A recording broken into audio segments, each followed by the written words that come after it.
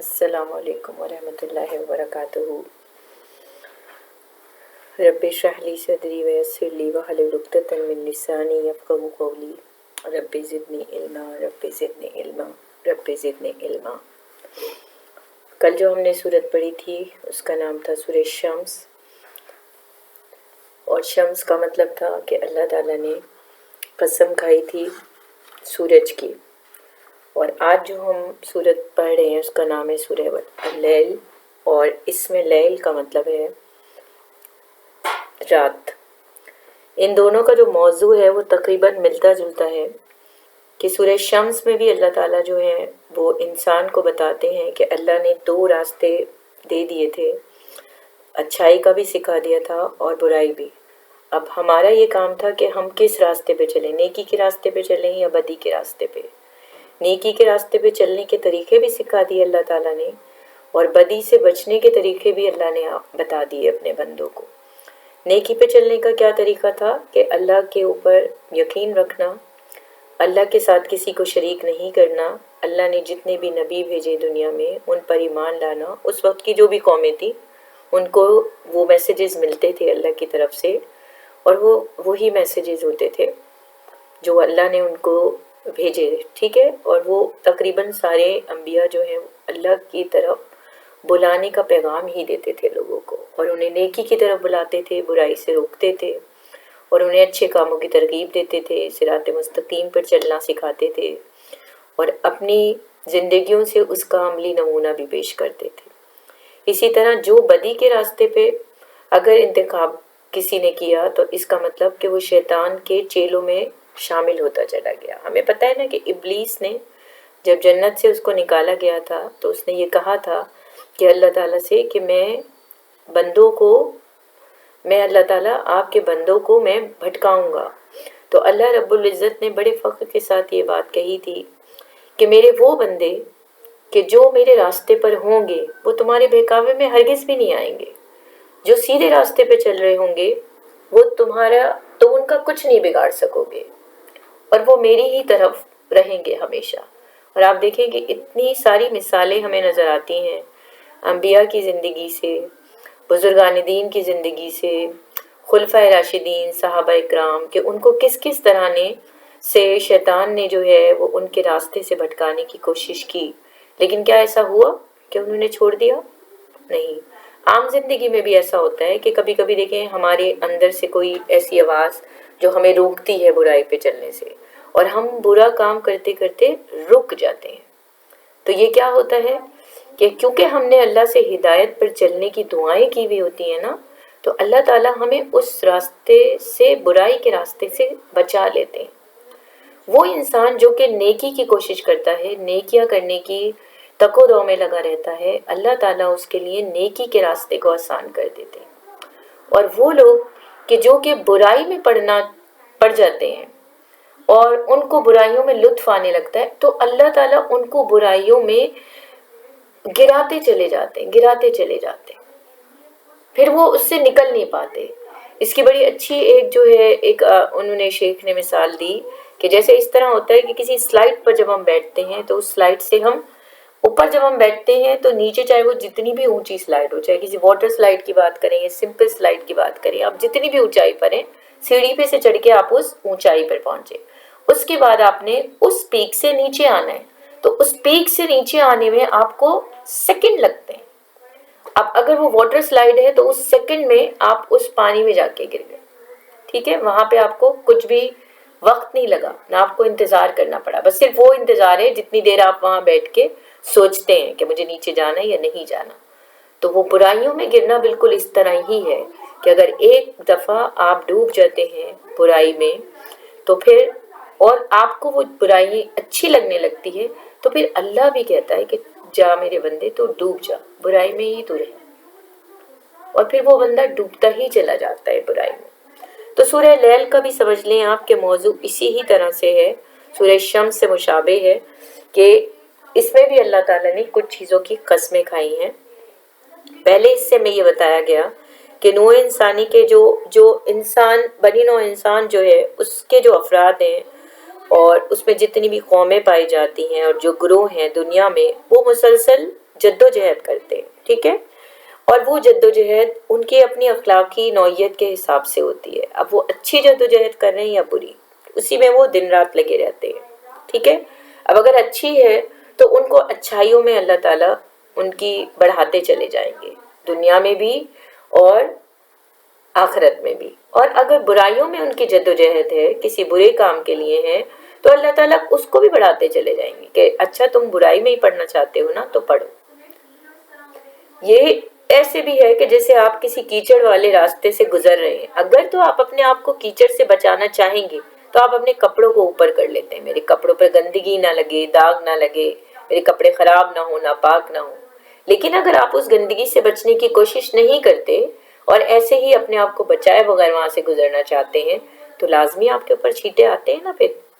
तो ये वही वाली बात हो गई। इसी तरह से फिर दूसरे हिस्से में जो है अल्लाह ताला ने 3 हकीकतें बयान की कि एक ये कि अल्लाह ने दुनिया में इंसान को इम्तिहान के लिए भेजा और फिर उसे बेखबर नहीं छोड़ दिया। अल्लाह उसकी कब्रगिरी करते हैं, देखते हैं कि वो क्या कर रहा है, उसने क्या अपनी ज़िंदगी कैसे गुजारी, उसने अपने शबो रोज़ कैसे गुजारी, क्या काम करता था वो, किस तरह से उसने लोगों की हेल्प की या नहीं की, या सिर्फ अपनी ही दुनिया में मगन रहा।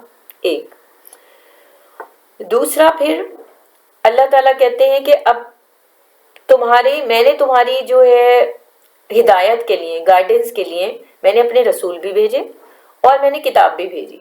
हमें पता है ना कि 4 रसूल इस तरह से आए कि जिनके साथ अल्लाह ने किताबें भेजी थी हिदायत की, और हम जिस उम्मत में हैं उसके हिदायत के लिए अल्लाह ताला ने कुरान पाक भेजा, जो कि हम जिसको पढ़ रहे हैं या हम समझने की कोशिश कर रहे हैं। तो अल्लाह ने तो भेज दिया ना आपकी गाइडेंस के लिए, अब ये आपका काम है कि आपने उससे गाइडेंस ली या नहीं ली, उसे ऐसे ही छोड़ दिया। अल्लाह ने तो भेजा था। ये बिल्कुल इसी तरह से हो गया कि कोई आप एक क्वेश्चन पेपर सॉल्व करने के लिए बैठे और आपको उसको सॉल्व करने के लिए कोई पॉइंट्स मिलते हैं जहां से आप आसानी से उसे सॉल्व कर सकते हैं, और कहीं ऐसा है कि आप जो है खुद ही से करने की कोशिश कर रहे हैं या बगैर किसी गाइडेंस के आप करेंगे, तो आपके लिए वो रास्ता आसान होगा कि जहां पर आपको कुछ पॉइंट्स मिले थे जिनसे आप उस पेपर को आसानी से सॉल्व करते थे।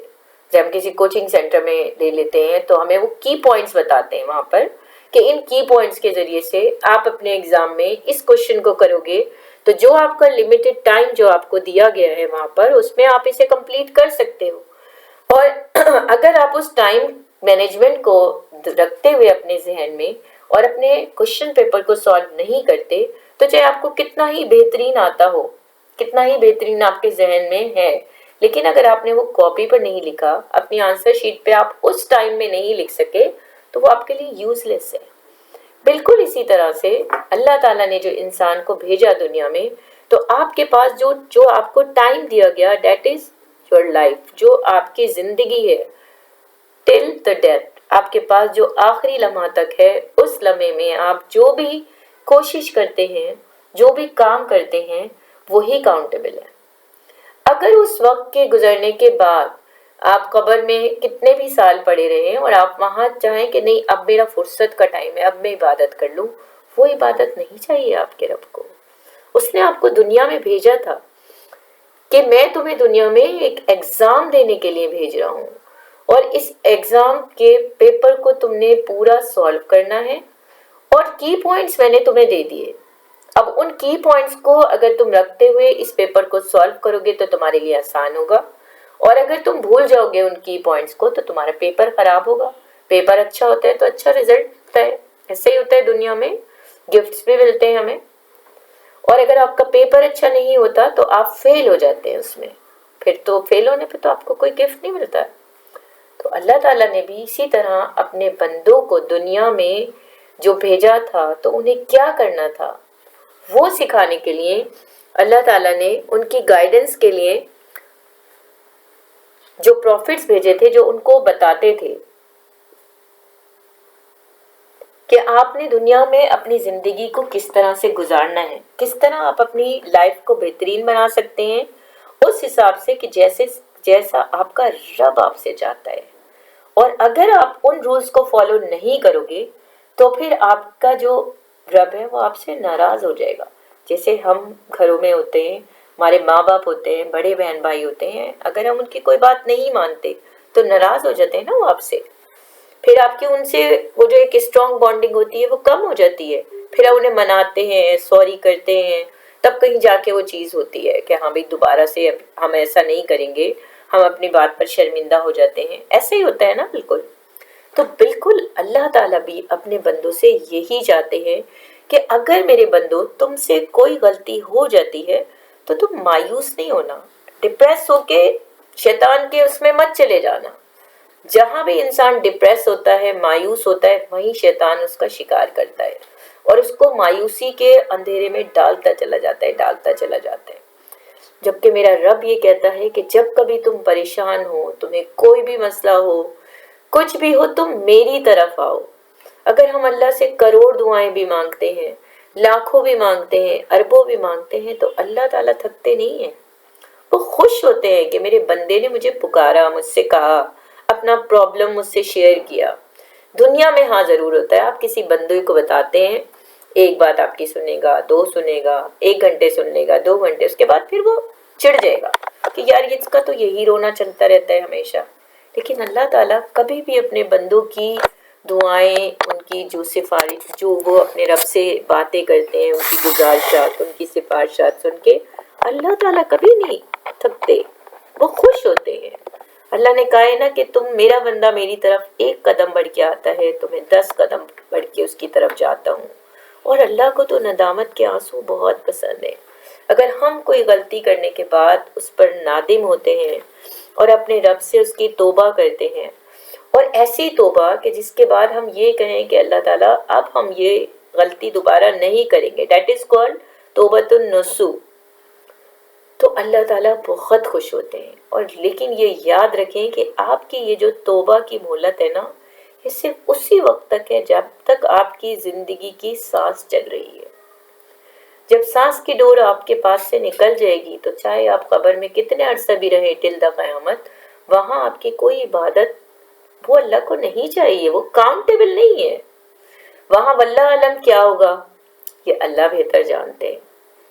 लेकिन जो हमने दुनिया में जो कुछ कर लिया, हमें उन्हीं अमाल का result on the day of judgement मिलेगा। और हमारे मरने के बाद भी कुछ अमाल ऐसे हैं कि जो हमें पहुंचेंगे, दैट इज वो जो हमने कोई अच्छे अमाल किए जिनसे लोगों को फायदा पहुंचे। 2, नेक औलाद।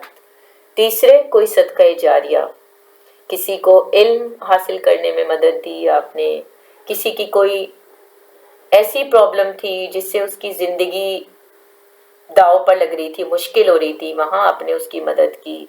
कोई भी ऐसा काम जो आपने अल्लाह की रजा के लिए किया हो उसके बंदे के साथ और वो अल्लाह को पसंद आ जाए, सदका जारिया के तौर पे आपने किया हो, आपने दुनिया से नहीं मांगा हो उसका इनाम।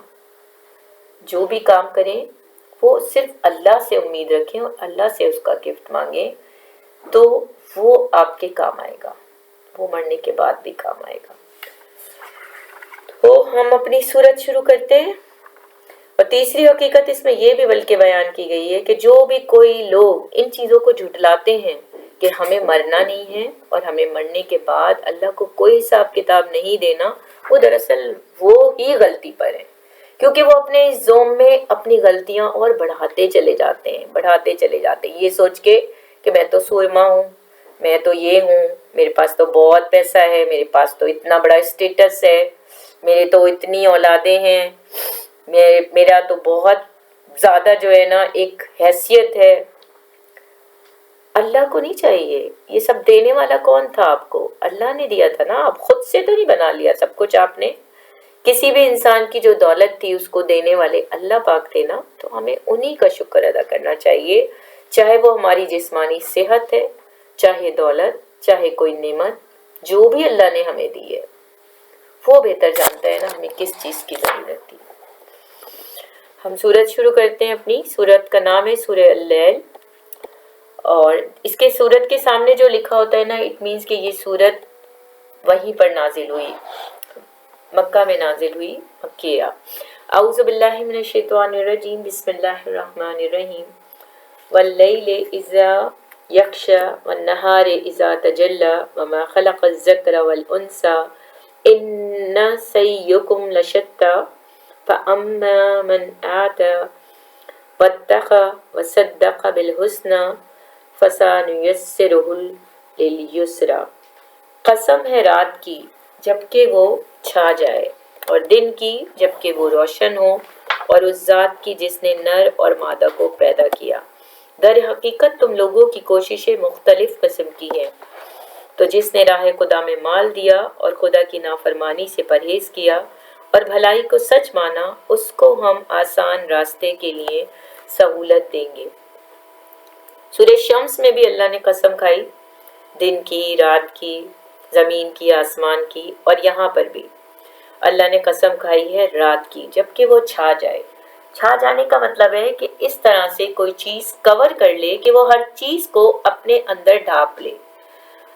فار ایگزامپل کہ جیسے آپ رات میں جب سوتے ہیں اور ایک چادر لیتے ہیں اوڑھنے کے لیے، تو کچھ لوگوں کی عادت ہوتی ہے کہ اپنی پوری باڈی کو اس سے کور کر لیتے ہیں till the face to the foot, کہ اپنا ان کا سر بھی کور ہو اس میں اور پورا جسم بھی اندر سے اپنے آپ کو اچھی طرح سے اس کے اندر ٹائٹ کرتے ہیں، تب انہیں نیند آتی ہے۔ تو بالکل اسی طرح سے کہ رات چھا جائے، مطلب کہاں چھاتی ہے رات؟ دنیا پر۔ اور دنیا پر جیسے ہی رات کا اندھیرا چھاتا ہے، اٹ از دا انڈیکیشن کہ اب بندو تمہارے آرام کا وقت ہے۔ اللہ نے یہ تمہارا ریلیکس ٹائم رکھا ہے۔ اب تم اپنے کام کاج کو چھوڑ دو، اپنا کاروبار بند کر دو، اپنے سارے معمولات کو ختم کرو اور اپنے آپ کو آرام دو۔ اللہ نے یہ رات تمہارے آرام اور سکون کے لیے بنائی ہے۔ وَالنَّهَارِ إِذَا تَجَلَّى، اور دن کی جبکہ وہ روشن ہو۔ رات کے بعد کیا آتا ہے؟ دن۔ اب یہاں پر جو اللہ تعالیٰ قسم کھا رہے ہیں نا، تو دو اپوزٹ چیزوں کی، رات مینز اندھیرا اینڈ دن مینز روشنی، کہ پہلے اللہ نے اندھیرے کی قسم کھائی اور پھر اللہ نے دن کی قسم کھائی، روشنی کی، کہ جب وہ روشن ہو۔ جیسے جیسے سورج صبح کے ٹائم پر اوپر ہوتا چلا جاتا ہے، ویسے ویسے دنیا میں روشنی کی تعداد بڑھتی چلی جاتی ہے۔ بالکل جو صبح کا ٹائم ہوتا ہے، جو ڈان، جس ٹائم پر سورج نکلنا شروع ہوتا ہے، اس وقت بالکل ہلکی ہلکی روشنی ہوتی ہے، لیکن جیسے جیسے سورج اوپر آتا چلا جاتا ہے ویسے ویسے اس روشنی میں اضافہ ہوتا چلا جاتا ہے۔ اور when you can see on the sky at the time of 12، اس ٹائم پر آپ دیکھیں کہ کتنی زیادہ حدت ہوتی ہے روشنی میں، ٹھیک ہے؟ صبح کے 6 بجے اور دوپہر کے 12 بجے میں کتنا فرق ہوتا ہے۔ تو روشن دن، وہ اس دن کی اللہ نے قسم کھائی جبکہ وہ روشن ہو۔ تو رات میں سارے جو کاروبار زندگی ہے وہ ختم ہو گیا، اور رات نے اپنی چادر ہر بندے کے اوپر ایک طرح سے ڈال دی کہ اب تم سکون کرو، it is the time of relaxation. اور جب دن ہے کہ دن کا روشن ہونا، وہ اس بات کی انڈیکیشن کرتا ہے کہ اب تم نے اٹھ جانا ہے، اور اب تم نے اپنے معمولات جو دن کے ہیں، چاہے روزگار ہے، چاہے تعلیم ہے، چاہے کوئی آپ کا بزنس ہے روزی روٹی کے لیے، جیسے بھی جو بھی ذریعہ معاش ہے وہ کرنے کے لیے، یا جو گھروں میں کام کرتے ہیں، تب جو لیڈیز ہیں وہ بھی دن کی روشنی میں ہی کام ہوتا ہے نا۔ ایک تو یہ دو اپوزٹ چیزیں، دن اور رات کا تذکرہ، پھر وما خلق الذکر والانثی، پھر دو اپوزٹ چیزیں، نر اور مادہ، اور اس ذات کی جس نے نر اور مادہ کو پیدا کیا۔ دیکھیں دو اپوزٹ سیکس ہوتے ہیں، میل اینڈ فیمیل، اور ان دونوں کے ملنے کے بعد پھر ان کے آف سپرنگز بنتے ہیں۔ تو یہاں پر اللہ نے ان دونوں کی قسم کھا کے بتایا کہ ان کو پیدا کس نے کیا؟ اس ذات نے جس نے نر اور مادہ کو پیدا کیا۔ کسی بھی انسان کی اتنی لیٹسٹ ٹیکنالوجی ہونے کے باوجود آج تک کسی کی یہ جرت ہے کہ وہ کسی انسان کو اپنی مرضی سے بنا سکے، یا جب اس کا دل چاہے بنا سکے؟ نو، نیور۔ اللہ تعالیٰ نے اس جدید ٹیکنالوجی کو، جس کو ہم کلوننگ کہتے ہیں، ہزارہ سال پہلے حضرت آدم علیہ السلام کے جسم سے حضرت حوا کو پیدا کر کے یہ بتا دیا تھا۔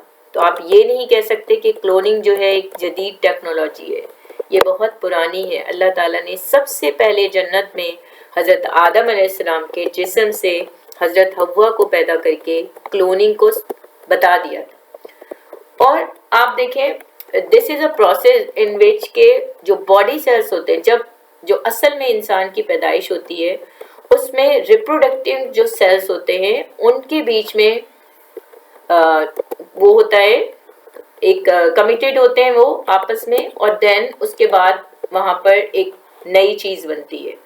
جبکہ یہ جو کلوننگ ہے اس میں باڈی سیلز جس میں کہ آپ کے سسٹمز کام کرتے ہیں, اس سے ایک نیا آف سپرنگ بن گیا.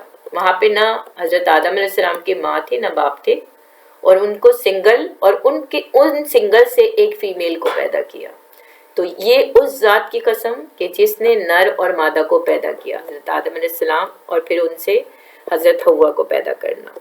در حقیقت تم لوگوں کی کوششیں مختلف قسم کی. یہاں کوششوں کا مطلب ہے کہ انسان جس طرح اپنی زندگی گزارتا ہے, اس کا جو بھی لائف اسٹائل ہوتا ہے, ہر انسان کا ایک دوسرے سے مختلف ہوتا ہے.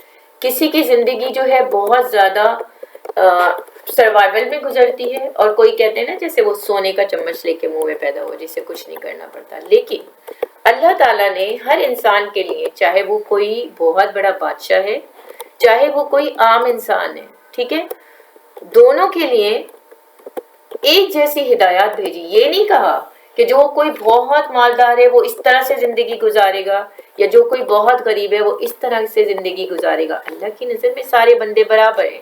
آپ اس کا اگزامپل دیکھیں, بیسٹ حج کے موقع پر ہم دیکھ سکتے ہیں کہ چاہے وہ کسی ملک کا سربراہ ہے, کوئی بادشاہ ہے, کوئی بہت بڑا لیڈر ہے, اور چاہے کوئی بہت ہی غریب قسم کا کوئی بندہ ہے, حج پہ جو بھی لوگ جاتے ہیں وہ ایک جیسے ہی لباس پہنتے ہیں, ایک جیسے ہی سب کو ارکان پورے کرنے ہوتے ہیں, ایک ہی جیسا سب کا اسٹائل ہوتا ہے. جب وہاں پر ہم اراکین ادا کرتے ہیں, وقوف پہ عرفہ میں سارے لوگ کھلے میدان میں جمع ہوتے ہیں آسمان کے نیچے اور عبادت کرتے ہیں پوری رات. پھر سب جتنے بھی اراکین حج ہیں وہ سب مناسک حج سب کے ایک جیسے ہوتے ہیں.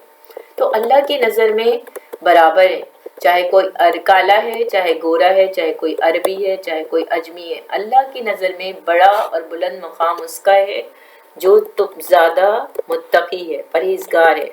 اور پرہیزگاری کا مطلب یہ ہے کہ ہمیں اپنی زندگی میں ہم جو بھی کام کریں وہ ہم اللہ کے خوف سے کریں, کہ ہمارا رب ہم سے ناراض نہ ہو. اگر ہم کوئی بھی کام کرنے کے لیے جانے, سپوز ہم نماز کے لیے بھی کھڑے ہوتے ہیں, تو ہم پہلے ہی چیک کریں ہم نے وضو کیا صحیح طرح, ہم نے صحیح طرح سے اپنے آپ کو پراپر کور کیا, ہم نے صحیح جگہ چنی جہاں پر ہم پڑھ رہے ہیں وہ پاک ہے. تو یہ ساری بھی نا ایک آپ نے پہلے سے چیزوں کو چیک کرنا, یہ بھی ایک طرح سے کہلاتا ہے کہ آپ اپنے رب کی مرضی کے خلاف کچھ نہ ہونا, اس لیے آپ یہ سارا چیک اینڈ بیلنس کر رہے ہیں نا.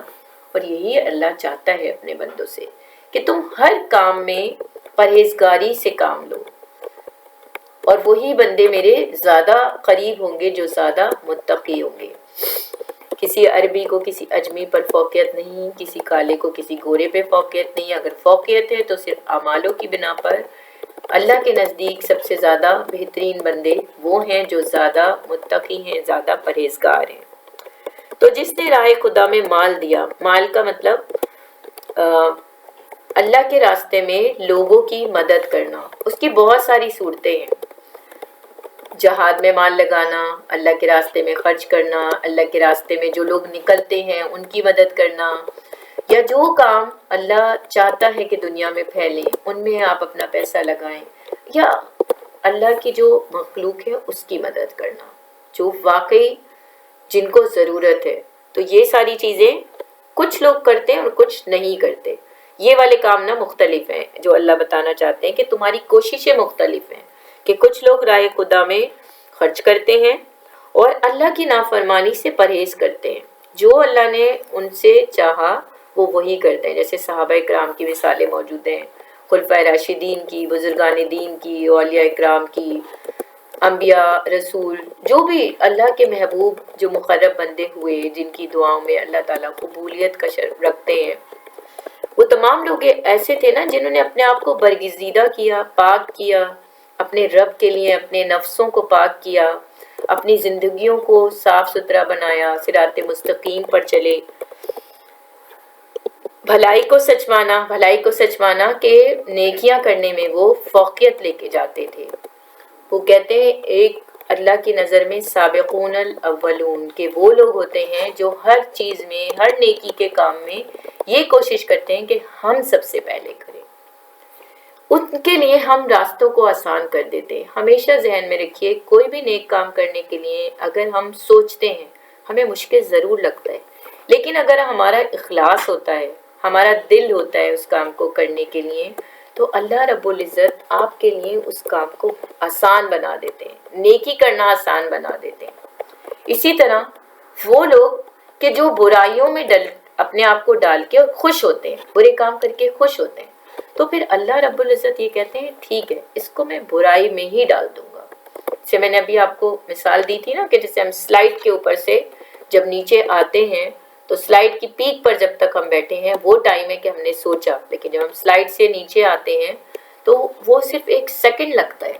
तो आपको अगर आप बुराई में एक दफ़ा पड़ गए और आपको बुराई में लुत्फ आने लगा, तो अल्लाह ताला भी आपको बुराई के घड़े में ना डाल देते हैं, कहते हैं जाओ, तुम इसी के अंदर खुश रहना चाहते हो ना, तो तुम इसी में रहो।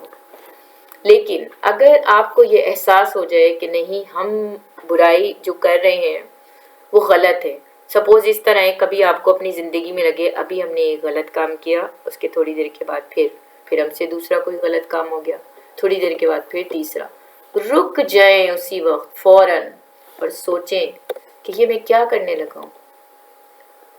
कोई ना कोई छोटी से छोटी जो भी नेकी आप कर सकते हैं ना, अगर आप देखें कंटिन्यूस आपसे कुछ गलत हो रहे हैं तो फौरन कोई छोटी सी नेकी करें, कोई भी, और कुछ नहीं अगर हो सके तो जाके वुजू करें और 2 नफिल नमाज पढ़ के अल्लाह से माफ़ी मांगे कि अल्लाह ताला मुझे इस गुनाह के रास्ते पे चलने से बचा दीजिए, मैं आपसे पनाह मांगती हूँ। क्योंकि शैतान तो हमारे साथ लगा रहता है ना, वो तो हर वक्त चाहता है कि हम बुराई के समंदर में डूब जाएं, वो तुम्हारे पर शर डाल के वसवसा डाल के पीछे हट जाता है, और वो यही चाहता है कि अल्लाह के जो नेक बंदे हैं वो उस रास्ते से हट जाए। बोलते हैं ना कि एक वो बंदा जो नमाजों में जिसकी बहुत ज़्यादा, जिसको लुत्फ आता है या अपनी नमाजों की हिफाजत करता है वो, और एक कुरान, इन 2 में तो ना शैतान ज़रूर चाहता है कि ये बंदा अपनी नमाज छोड़ दे, कुरान पढ़ना छोड़ दे, कुरान को समझ रहे हैं या कुरान को हिफ्ज़ कर रहे हैं, जो भी वॉटेवर भी पढ़ रहे हैं, जो भी कोई अभी रूटीन बना हुआ होता है, तो कभी कभी ऐसा होता है। लेकिन अगर आप किसी नेकी को करते रहें, मैंने एक शेख का वाक़या सुना कि जिन्होंने कहा कि मैंने तहज्जुद की नमाज़ पढ़ने का मैंने सोचा, अब मैं कैसे पढ़ूं तहज्जुद की नमाज, फिर मैंने दिल में उसका इरादा किया। 1 साल तक मैंने जद्दोजहद की, मतलब मैं अपने आप को ज़बरदस्ती उठाता था, ठंडी हो गर्म हो जैसा भी माहौल हो, मैंने उठ के नहीं, मैंने वुज़ू करना है, अलार्म लगाया, जो भी किया, वॉटेवर मैं कर सकता था। 1 साल तक मैंने अपने आप को ज़बरदस्ती तहज्जुद की नमाज के लिए तैयार किया, लेकिन उसके बाद 20 साल तक मैंने उस तहज्जुद की नमाज को एंजॉय किया। यानी कि जब आप कोई नेकी करते हैं और आप उस नेकी के इखलास पे पहुंच जाते हैं तो फिर आपको मज़ा आता है, फिर आपको नेकी करने में मज़ा आता है। जैसे नमाज है, अगर आपको नमाज पढ़ने की 5 वक्त की आदत है तो आप कहीं भी होंगे, जब नमाज का टाइम होगा ना तो आपका दिल मचलता रहेगा, नहीं मैंने नमाज पढ़नी है, नमाज पढ़नी है, किसी भी तरह पढ़नी है, मैंने नमाज पढ़नी है, क्योंकि अब आपको एक आदत पड़ चुकी ना। तो कोशिश कीजिए कि अपने नफ्स को आदी बनाएं नेकियां करने का। छोटी से छोटी नेकी भी, अल्लाह को तो नहीं पता ना कौन सी आपकी नेकी पसंद आ जाए। कभी रास्ते से कोई पत्थर हटाया हो आपने और वो किसी दूसरे को बहुत तकलीफ देने वाला था पत्थर, क्या पता अल्लाह को वो पसंद आ जाए। तो नेकियां करते रहें, कभी भी उस पर तकब्बुर भी ना करें और कभी भी ये ना सोचे मैंने बहुत नेकियां करनी। और जब आप नेकियों की आदत डाल लेते हैं तो आपके लिए अल्लाह ताला नेकियों पर, नेक रास्ते पे चलना आसान बना देते हैं। बेशक रास्ता बताना हमारे जिम्मे है और दर हकीकत आखिरत और दुनिया दोनों के हम ही मालिक हैं। बस मैंने तुमको खबरदार कर दिया है, भड़कती हुई आग से उसमें नहीं झुलसेगा मगर वो इंतहाई बदबख्त जिसने झुटलाया और मुंह फेरा, और उससे दूर रखा जाएगा वो निहायत परहेजगार और पाकीज़ा होने की खातिर अपना माल देता है। उस पर किसी का कोई एहसान नहीं जिसका बदला उसे देना हो, वो तो सिर्फ अपने रबे बरतर की रजाजोई के लिए ये काम करता है और ज़रूर वो उससे खुश होगा। अल्लाह ये कहते हैं कि हिदायत का रास्ता मैंने तुम्हें दे दिया, बता दिया, ठीक है। रसूल आए, अंबिया आए, वो सब अल्लाह की बातें ही पहुंचाते थे ना। अब उन पर तुम चलते हो या नहीं चलते हो वो तुम्हारी मर्जी है। ایک پگڈنڈی ہے، اس کے دونوں طرف اس پگڈنڈی کے اوپر جو ہے نا کانٹے بچھے ہوئے ہیں، ٹھیک ہے، پتھر پڑے ہوئے ہیں، غلاظت پڑی ہوئی ہے، اور آپ کو ایک کنارے سے دوسرے کنارے پر جانا ہے. تو جب آپ جائیں گے تو پہلے آپ ان ساری جگہ کو صاف کریں گے نا، تب آپ اس جگہ سے گزر سکتے ہیں، یا ایسے ہی گزر جائیں گے؟ تو وہ جو آپ نے صاف کیا نا، وہ دراصل وہ برائیاں تھیں. یہ جو پگڈنڈی تھی یہ آپ کا دنیا میں راستہ تھا. دنیا میں اس راستے پہ چلنے کے لیے، صحیح راستے پہ چلنے کے لیے آپ نے برائیوں سے اپنے آپ کو بچانا ہے، ان گندگیوں سے جو آپ کو ناپاک کر دیتی ہیں، برائیاں، بے حیائیاں جو بھی معاشرے میں ہیں، جو آپ کو اپنی طرف کھینچتی ہیں، ان سب سے آپ نے اپنے جسم کو بچانا ہے، پاکیزہ رکھنا ہے، اور وہاں سے اس سے بچتے ہوئے آپ نے دوسرے کنارے پر جانا ہے. اور وہ دوسرا کنارہ کیا ہے؟ آپ کی موت. یہاں سے زندگی شروع ہوئی، وہاں سے موت آپ کی جب آتی ہے تب زندگی ختم ہو جاتی ہے. تو پھر آپ نے اپنے آپ کو اگر ان برائیوں سے، ان غلاظتوں سے جو دنیا میں پھیلی ہوئی ہیں بچا کر، صاف ستھرا اپنے آپ کو نکال کے آپ اس پگڈنڈی سے گزر گئے، تو پھر اللہ نے آپ کے لیے بہت کچھ رکھا ہے، اس دنیا میں بھی اور اس دنیا میں بھی. کیونکہ دنیا اور آخرت دونوں کے مالک اللہ رب الکائنات ہے. کوئی اور دیتا ہے دنیا میں آپ کو سب کچھ؟ نو. کوئی اور ہمیں آخرت میں کچھ دے گا؟ اسی لیے ایمان کی یہ شرط ہے کہ آپ کو آخرت پر یقین رکھنا ہے، موت پر یقین رکھنا ہے. جب آپ کو یہ چیز پر ایمان ہوگا، یقین ہوگا کہ میں جو بھی کچھ کرتا ہوں اس کا مجھے حساب دینا ہے. ایک بچہ جب کھیلنے کے لیے نیچے جاتا ہے تو اسے اس بات کا ڈر ہوتا ہے نا کہ میری ماں نے مجھے کہا تھا تمہیں مغرب سے پہلے اوپر آنا ہے. تو وہ جتنا بھی کھیلتا ہے، جتنی دور بھی جاتا ہے، مغرب سے پہلے پہلے وہ اپنی اس باؤنڈری پر آ جاتا ہے، تاکہ وہ اوپر جب آ جائے اپنے ماں کے پاس، گھر پر پہنچے، تو اس کو سزا نہ ملے. کیونکہ کوئی نہ کوئی اس نے پنش بولی بھی ہوگی ماں نے کہ بھئی تمہیں پنش ملے گی اگر تم اس کے بعد آئے. بالکل اسی طرح اللہ رب الکائنات نے آپ کو دنیا میں تمام نعمتیں دے کر، جیسے آپ کے ماں باپ آپ کو دیتے ہیں تمام نعمتیں، تمام آسائشیں ماں باپ سے بڑھ کے، تو اللہ تعالیٰ تو 70 ماؤں سے زیادہ چاہتے ہیں نا، آپ کو دیں. اور دینے کے بعد ایک لمیٹڈ ٹائم دیا جو آپ کی زندگی تھی، اور آپ سے کیا چاہا کہ تم ان نعمتوں کو صحیح طرح سے یوز کرو اور ہر حال میں میرا شکر ادا کرو، نیکی کا حکم دو، برائیوں سے لوگوں کو روکو، سیدھے راستے پہ چلو، میرے ساتھ کسی کو شریک نہ کرو، اور اس بات پر ایمان رکھو کہ تمہیں ایک نہ ایک دن مرنے کے بعد واپس میرے پاس آنا ہے. اور ایک دن ہوگا، ڈے آف ججمنٹ، جس میں میں تم سب کا حساب کتاب کروں گا. اور اس دن کے بعد پھر ہر بندے کو یہ پتا چل جائے گا کہ اس نے کیا کیا تھا، اور اسے اس کا جزا ملے گی یا سزا ملے گی. تو جن لوگوں نے اللہ کی باتوں کو نہیں مانا، ان کے لیے بھڑکتی ہوئی آگ یعنی کہ جہنم.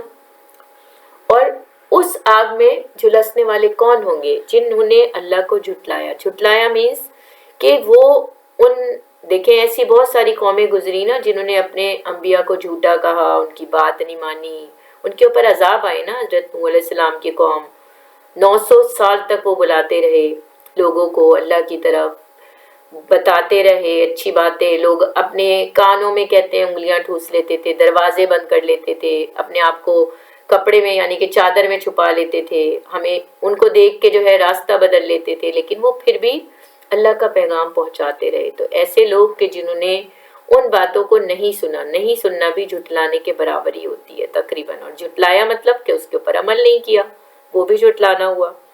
اور منہ پھیرا، کہ نیکیوں سے منہ پھیرا یا نیک باتوں کو سننے سے انکار کیا، تو وہ بھی منہ پھیرنا ہوتا ہے. ہم نے ایک صورت پڑھی تھی نا، عبس و تولی، کہ وہ ایک آئے تھے نابینا، اور پھر رسول اللہ صلی اللہ علیہ وسلم جو ہے قریش کے سرداروں سے بات کر رہے تھے، اور آپ نے منہ پھیر لیا تھا کہ میں پہلے ان کی بات سن لوں پھر میں ان کی بات سن لوں گا. تو اللہ نے یہاں پر کہا کہ وہ بندے کہ جنہوں نے جھٹلایا اور منہ پھیرا میری باتوں سے، کہ اللہ کی باتیں سننے سے گریز کیا، ان کو بھڑکتی ہوئی آگ ملے گی. اور انہیں دور رکھا جائے گا جو نہایت پرہیزگار تھے اور جو پاکیزہ تھے، انہوں نے اپنے آپ کو پاک رکھا اور اپنے مال کو اللہ کے راستے میں لگایا. ان پہ کسی کا احسان نہیں ہے، بلکہ ان کا جو بھی بدلہ دینا ہے وہ اللہ دیں گے. اللہ تعالیٰ ان کو اس بات کا بدلہ دیں گے کہ انہوں نے اپنی زندگی اللہ کی خوشنودی کی خاطر گزاری، جیسا ان کا رب انہیں چاہتا تھا بنانا وہ ویسے ہی بنے، اپنے آپ کو انہوں نے برائیوں سے اللہ کی خاطر بچایا، تو ان کو اللہ ہی ان کا بدلہ دیں گے، اور ان کی جو بھی امید ہوگی اس سے بڑھ کر ہی، کیونکہ وہ جو بھی کچھ کرتے تھے وہ اپنے رب کی رضا کے لیے کرتے تھے، اللہ کی برتری کے لیے کرتے تھے، اور اللہ کے فرما بردار تھے، اور انہیں جو بھی انعام ملے گا اس سے وہ خوش ہوں گے۔ دیکھیں سپوز اس طرح کہ آپ نے اپنی زبان کو بچایا جھوٹ بولنے سے، اللہ نے منع کیا ہے نا کہ جھوٹ نہیں بولنا، ٹھیک ہے؟ آپ نے اپنی آنکھوں کو بچایا برائی دیکھنے سے، اللہ نے آپ کو منع کیا ہے نا کہ تم برا کام نہیں کرنا، بری چیزوں کو نہیں دیکھنا، بے حیائی کے کاموں میں نہیں پڑنا۔ آپ نے اپنے ہاتھوں کو بچایا برائی کرنے سے، اللہ چاہتا ہے نا ہم سے کہ ہم برا کام نہ کریں۔ آپ نے اپنے پیروں کو بچایا برے راستے پہ چلنے سے، کیوں؟ کیونکہ آپ کا رب چاہتا ہے نا کہ آپ سیدھے راستے پہ چلیں۔ آپ نے اپنے دل کو بچایا بری بات سوچنے سے، آپ نے اپنے نفس کو بچایا۔ تو اس طرح سے اگر آپ کرتے ہیں تو اٹ مینس کہ آپ نے اپنا تزکیہ کیا، اپنے آپ کو پاک صاف کیا، پاکیزہ کیا، اپنے نفس کو آپ نے اپنے رب کی خاطر اپنے نفس کو پاک و صاف کیا، پاکیزہ کیا، تو اللہ تعالیٰ ایسے لوگوں سے بہت خوش ہوتے ہیں، اور ان کے لیے اللہ نے نعمتوں بھری جنتیں تیار کر رکھی ہیں، جن میں جب وہ جائیں گے تو وہ بہت خوش ہوں گے۔ کس کے لیے کہا گیا؟ بندوں کے لیے کہا گیا۔ ہماری یہ سورت یہاں پر ختم ہوتی ہے، اور کل ہم دوسری سورت شروع کریں گے۔ اس کے ساتھ ہی ہم دعا کرتے ہیں، اللہ تعالیٰ سے دعا ہے کہ اس محفل میں جو بھی لوگ شریک ہوتے ہیں، اپنا ٹائم دیتے ہیں، اللہ تعالیٰ ان کے لیے آسانیاں کرے، ان کی ساری مشکلات کو دور کرے، اور ان کا پڑھنا، سمجھنا، بیٹھنا، وقت دینا اللہ تعالیٰ اس کو قبول و مقبول کرے۔ اور یا اللہ پاک ہم سے اس قرآن کو پڑھنے میں، سمجھنے میں، بیان کرنے میں، بتانے میں اگر کوئی بھول چوک غلطی ہو جائے تو اسے معاف کیجیے گا، اور ہم سب پر، ہمارے گھر والوں پر اپنا فضل کرم کیجیے گا۔ اللہ تعالیٰ ہم نے یہ سنا ہے کہ جہاں کہیں بھی جس محفل میں، جس گھر میں آپ کا نام لیا جاتا ہے، آپ کا ذکر ہوتا ہے، وہاں سے لے کے آسمان تک فرشتوں کی ایک فوج ہوتی ہے قطار در قطار، جو اس گھر والوں کے لیے دعا کرتی ہے۔ اللہ تعالیٰ میری دعا ہے کہ جو لوگ بھی اس محفل میں شریک ہیں ان سب کے لیے اپنی بے شمار خیر، فضل اور برکتیں نازل فرمائیے گا، ان کے جو بھی پریشانیاں ہیں وہ دور کیجیے گا، ہم میں سے جو کوئی بھی پریشان حال ہے، بیمار ہے، تو اس کی بیماریوں کو دور کیجیے گا۔ اللہ تعالیٰ جس کی جو بھی حاجت ہے، آپ سے بہتر کوئی نہیں جانتا، آپ تو شہرک سے بھی زیادہ قریب ہیں اپنے بندوں کی، ہماری جو بھی جائز حاجات ہیں انہیں پورا کیجیے گا۔ اللہ تعالیٰ ہم سب آپ کی پناہ میں آتے ہیں، اپنی اولاد کے لیے آپ سے دعا مانگتے ہیں کہ ہمیں محفوظ رکھیے گا ہر طرح کے شر سے، انسانوں کے، شیاطین کے، جنات کے، حاسدین کے، اور اللہ پاک ہماری قیامت تک آنے والی تمام نسلوں کو دجالی فتنوں سے محفوظ رکھیے گا اور اپنے حفظ و امان میں رکھیے گا۔ ہم وہ تمام خیریں آپ سے طلب کرتے ہیں جو رسول اللہ صلی اللہ علیہ وسلم نے آپ سے مانگی، ان تمام شر سے پناہ مانگتے ہیں جو رسول اللہ صلی اللہ علیہ وسلم نے مانگی۔ اللہ پاک ہم جن طرح کے فتنوں کے دور میں رہ رہے ہیں، آپ سے ہم دعا کرتے ہیں کہ ہماری اولاد کو، اہل اولاد کو، قیامت تک آنے والی تمام نسلوں کو صراط مستقیم پر چلنے کی توفیق دیجیے گا، اور اپنے محبوب اور مقرب بندوں میں شامل کیجیے گا۔ اللہ تعالیٰ ہمیں ایسا بنا دیں جیسا آپ چاہتے ہیں، ہم آپ کے عباد الرحمن کہلائیں، ایسے بندے کہ جن پر آپ کو فخر ہو۔ اللہ تعالیٰ آپ نے جیسی بہترین زندگی ہمیں عطا کی، اسی طرح سے بہترین موت بھی نصیب کیجیے گا۔ چلتے ہاتھ پیروں اپنے علاوہ کسی کا محتاج نہ کیجیے گا۔ رب اغفر ورحم انت خیر الراحمین، رب ارحمہما کما ربیانی صغیرا، ربنا اغفر لی ولوالدی وللمؤمنین یوم یقوم الحساب، ربنا آتنا فی الدنیا حسنۃ وفی الآخرۃ حسنۃ وقنا عذاب القبر وقنا عذاب الحشر وقنا عذاب المیزان، اللہم انی اسألک جنت الفردوس واعوذ بک من النار۔ جب تمہیں واپسی ہو یا اللہ، لب پہ ہو لا الہ الا اللہ محمد الرسول اللہ۔ السلام علیکم۔